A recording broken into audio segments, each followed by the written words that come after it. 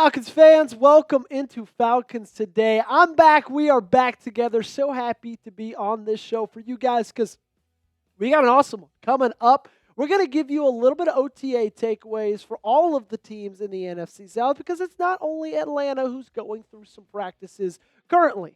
As it sits going into the 2025 NFL season, it's going to be an awesome year playing these teams. Week 1, you open it up against the Buccaneers. Then you travel to Carolina. You had the Panthers back home in Week 11. You head to New Orleans in Week 12. You're on the road to Tampa Bay on Thursday Night Football in Week 15. And it all ends with your great foes, the New Orleans Saints, at home. That one's going to be a good one. Let's make sure we don't have any weddings or brunches or anything on the schedule that day. And I'll tell you this, you found the right place if you hate the Saints, if you hate the Bucs, if you hate the Panthers, if you hate all three. We do as well right here at Falcons Today. Make sure you hit that subscribe button. Join us for daily coverage of your favorite team. We got it right here. And lock us in right now. All right, we're going to start with the Tampa Bay Buccaneers. It has been a pretty busy couple of weeks for them. They had a lot of new rookies they were really excited about. They have a new offensive coordinator that they're trying to work out things with, and Servassier Dennis, has been looking really good. Now, who is that? You asked the question. Great question you're asking. He's one of their linebackers, only played in 4 games last season, but played in 13 the season prior, and he's expected to take a really big step up in that linebacker position going into 2025.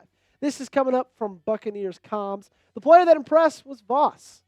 He gets his hands on a lot of balls. Pause. If you want to say he's had a very good 4 days, he's had a very good 4 days. Head coach Todd Bowles on week 1 of OTAs. And you're not going to find a ton of statistics for last season. 22 tackles, 1 tackle for loss, only 1 sack. But still, regardless, the fact that the Buccaneers defense is going to be solid like it always is, and they have another guy who they believe could be a key piece in that defense, I think that's a good thing for Tampa Bay and something that you kind of have to definitely be keeping your eyes on over the next couple of weeks and as you head into the season. Let's stick on the defensive side of the ball for the Bucs. Haason Reddick is a no-show. And speaking of the word no, I've got no surprises with this one. You could have guessed it. Haason Reddick, it was a shit show, to put it lightly, last year with the New York Jets. And he could be back by mandatory minicamp. Whoever knows, but he's not at the not mandatory things. Todd Bowles said, I'm excited to see him eventually. Again, all this is voluntary. He's not the only one that's not here, but I know he's working out. He's working hard. So when he gets here, we'll be excited to have him. And, Haason Reddick is a really, really solid talent. He's a guy that has really great ability. But for some reason, he just hasn't been desiring to put the work in. He hasn't really, taken that next step because of the frustrations he's had with his contract. And although these are voluntary, how funny would it be if Reddick doesn't show up to mandatory minicamp? And I wouldn't put it past him. You look at the statistics, 2023 and 2022, and honestly 2021, 3 straight seasons of double-digit sacks. He was phenomenal in those 3 years at the Philadelphia Eagles, and then sat out a lot of games, only played 10 in 2024, and in those 10 games, he put up a nothing burger. 14 tackles, 2 tackles for loss, 1 sack, and a forced fumble last year with the Jets. The Jets were a dumpster fire in 2024. Part of that was because of Aaron Rodgers. Part of that was because of their head coach. Part of that was because of their owner. Part of that was also because of Haason Reddick. Last up with the Bucs, we're going to talk wide receiver room. They made a really big addition over the NFL draft. Drafted a guy who, I don't know if you know his name, one Emeka Egbuka. And looking at this room, it might be the best wide receiver room in football. That might sound a little bit hyperbolic, but they could be a really big problem, especially if Chris Godwin is coming back 100% fully healthy. Even though Mike Evans played a ton of games last year, he was fighting through injuries pretty much through the entirety of their last season. And then they add Emeka Egbuka in the draft, who has been getting a ton of praise. I've been seeing clips of him all over social media. The way he goes through drills, his feet quickness, his movement in and out of routes. This dude is smooth. He's fast. He's quick. There's no wasted movements. And you add him into the same wide receiver room as Chris Godwin and Mike Evans, maybe watch out for the Bucs and their ability to score some points next year. All right, let's go to the Panthers. Speaking of scoring points or lack thereof, let's talk about one Bryce Young, because he's had a pretty good last couple of practices, and it could be Bryce Young comeback season. And if you wrote him off, he didn't write back. At least that's what he's hoping to say in a couple of weeks. Here's Chuba Hubbard on Bryce Young saying, adversity either makes or breaks you, and Bryce is built for it. He's been built for it since day one. I've always been in his corner since day one. I think he's a one-of-one player. The way he works every day, shows up the late nights. I mean, I'm in here all the time, and I rarely see anybody else but him. He cares. He does things the right way, and just the way he carries himself, like he's built for this. Like I said, one of one. Now, the last time you saw Bryce Young, he had a pretty good game. 73.5% completion percentage, 251 yards, 5 total touchdowns. 2 of those touchdowns were rushing touchdowns. And this was a guy who went through a lot of adversity last year, right? He got benched, and then he came back and started playing his best football that he's played in the National Football League. I think every single one of us, by week 8, we're ready to label him bust. But the way he finished last season, not just in the game against Atlanta, right, but in every single game he played on that tail stretch, it kind of has me expecting a better season for him in 2025. I don't think it'd be that ridiculous to say he kind of may finally break through. All right, let's talk about Tommy Tremble. One of their tight ends did suffer an injury, and I think they added some really good talent. Obviously, with Tedero McMillan, we're going to talk about him in just a second, but Tommy Tremble, following back surgery, is not expected to be back in training camp. Per Dave Canales, their head coach, the team hopes to have him back sometime in the preseason.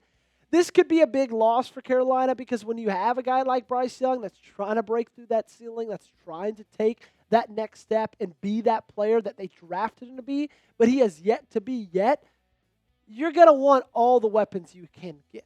And he's going to need all the weapons that he can't get. And Tommy Tremble was a guy who didn't have groundbreaking statistics in 2024. 32 targets, 23 catches, 234 yards, and 2 touchdowns. But I think just at the tight end position, it's always going to be a big miss if you're going to be missing somebody that you could be connecting with during OTAs and during training camp. And that's going to be the case with Tommy Tremble and Bryce Young. Speaking of that quarterback pass catcher connection, let's talk about their newest guy, one Tedero McMillan. They spent a top 10 draft pick on him. It was a guy I was really high on going into the NFL draft. This is what Panthers.com had to say about the receiver. The number 8 overall pick is involved early and often in practice, albeit there have only been 3 of those full spring practices till now. But in each one, we see McMillan folded into the passing game more and more. Quarterback Bryce Young spreads the ball around, with McMillan becoming both a downfield target and a quick out. The Arizona product positions himself around the field, letting his frame take over regardless of the defender. And let's play the hypothetical game, okay? Say that we live in a world where Bryce Young takes a really big step. If that world is planet Earth in 2025, this could be a duo to look out for, not just for next season, but for the next decade or so. I mean, think about it. You got a Heisman-winning quarterback. Of course, this is the NFL. This isn't college football. I get it. But you got a Heisman-winning quarterback, a former number 1 overall pick. You add in a top 8 selected wide receiver, a guy who's big, who's fast, who can catch. That could be dangerous. Now, they still do have a very long way to go. Their defense let up more points last season than any other team in the history of the National Football League. They still are the Carolina Panthers. But I will say they're taking the right steps in the right direction. If you want to take steps in the right direction, walk over to Prize Picks, because they're the best place to play daily fantasy sports. I do it every day. Reed does it every day. And we have a lot of fun.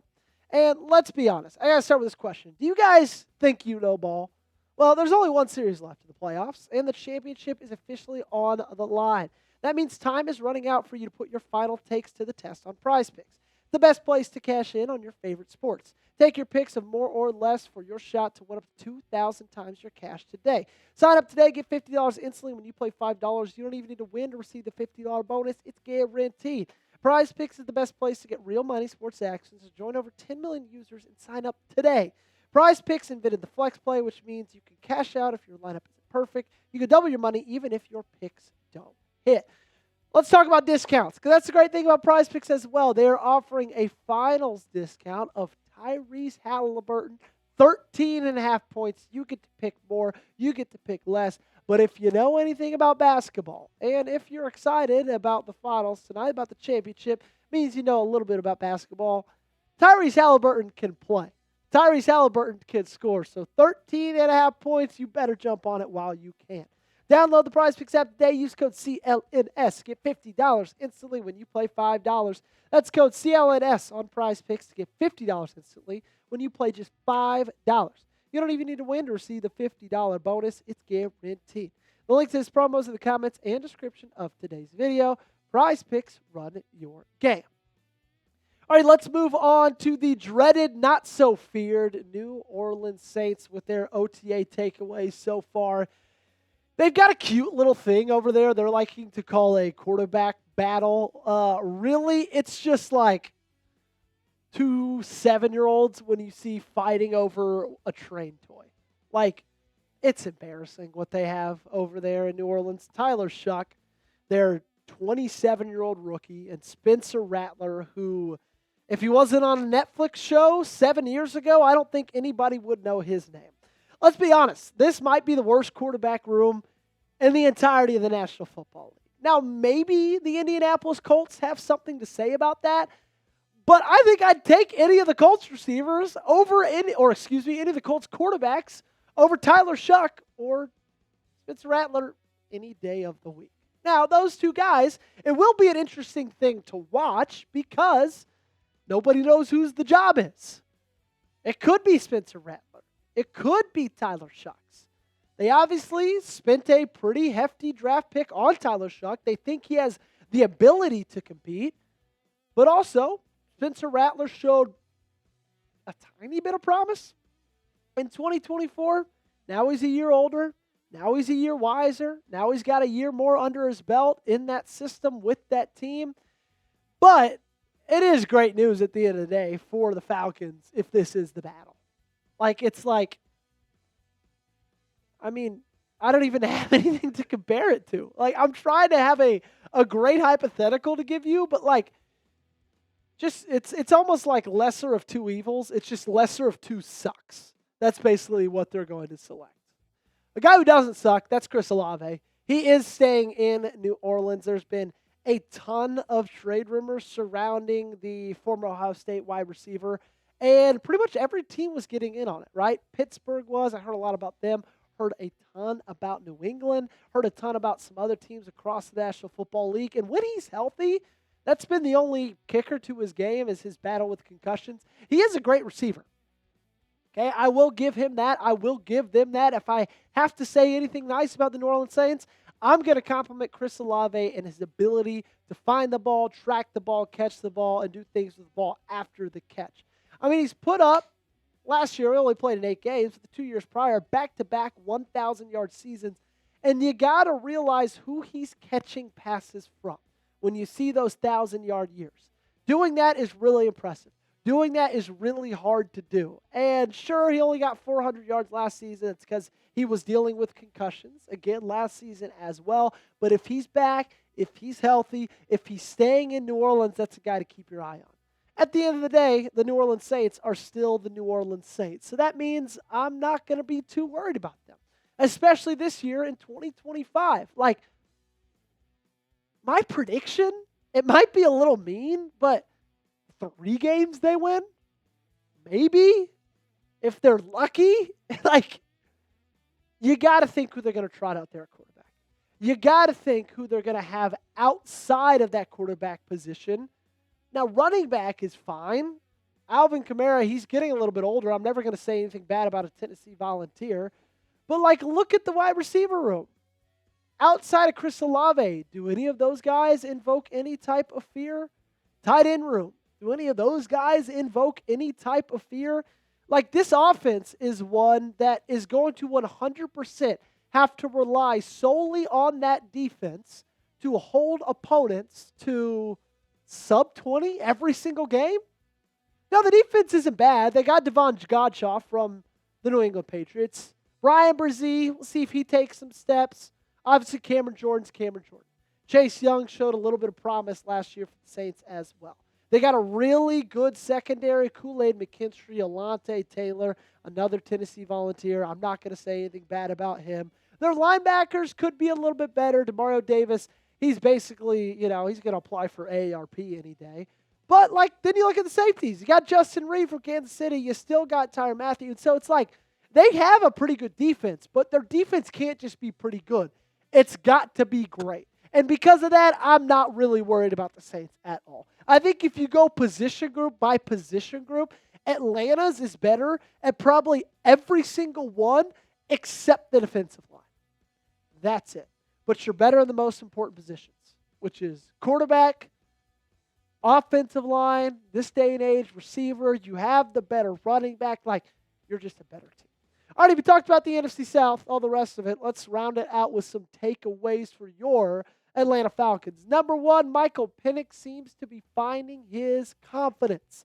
If you guys are a little bit more, want a little bit more depth about that, we've already gone about 17 minutes on today's video. You guys can check out these two latest videos. We dive into those takeaways. We dive in a little bit more into Michael Penix. You can find him on our channel. Links are down below in the comment section. He's finding his confidence. He looks really good. There's nothing better than a confident quarterback. The rookies are looking great. James Pierce Jr. is looking really, really good. And they're really, really excited about what he might bring to the defense. A lot of guys of those rookies getting some first-team reps. Kyle Pitts, combined Pitts and foot. Kyle Pitts, foot injury. It's not necessarily an injury as it is an issue, I would say. It's nothing to be super worried about, but there's some trade rumors surrounding him as well. And then Kirk Cousins, still absent, not there. Lord knows what's going to happen with Kirk Cousins in this season. Your guess is probably as good as mine. All righty. Say it again. Who's going to win the NFC South? You guys tell me. Is the Falcons, the Buccaneers, the Panthers, or the Saints? You guys let me know in the comment section. Type ATLTBCARNO. Just get your votes in the comment section right now. And if you hate the Saints, subscribe to Falcons Today. We only cover Atlanta. It's the only thing we talk about daily basis. You guys lock us in. Hit that big red sub button.